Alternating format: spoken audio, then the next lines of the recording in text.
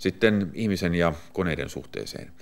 Ihmisen painoarvo on lisääntymässä automaatiossa. Uudet automaatiojärjestelmät perustuvat ihmisen luovaan kykyyn ratkaista ongelmia, jolloin koneen järjestelmä voi tarkkuudellaan tukea päätöksentekoa.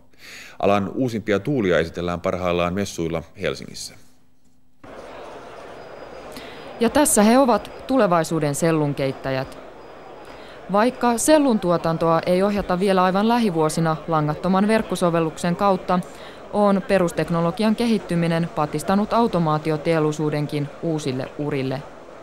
Tämä koko liiketoiminta ikään kuin joutuu keskittymään siihen varsinaiseen osaamiseen, eli siihen tietämyskerrokseen. Mitä se automaatio on, mitä on ohjaaminen, mitä on se tietämys, mitä ihmiset tarvitsevat, kun ne ohjaa teollisia prosesseja, jolloin sitten me joudutaan etsimään niin kuin kokonaan uudenlaisia ratkaisuja sille, miten tämä kaikki osaaminen ja tietämys laitetaan näihin tietokoneisiin.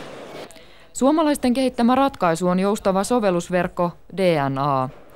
Kun tuotannossa tapahtuu häiriö, esimerkiksi tehtaan valvomon päätteen ääressä istuva sellunkeittäjä voi etsiä ratkaisua verkosta.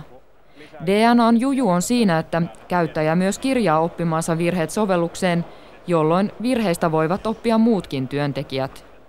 Meidän uusi lähestymistapa tässä 4DNA:ssa on se, että ihminen on voimavara, jota pyritään tukemaan, ja ihmisillä on vahvuuksia, kuten tämmöinen luovuus. Toisaalta ihmisillä on heikkouksia, niin kuin laskentakyky. Siis löytyy sekä vahvuuksia että heikkouksia, mutta kun nämä yhdistetään, tämän sovellusverkon ominaisuudet ja ihmisen vahvuudet, ne saadaan tämmöinen hyvä yhdistelmä.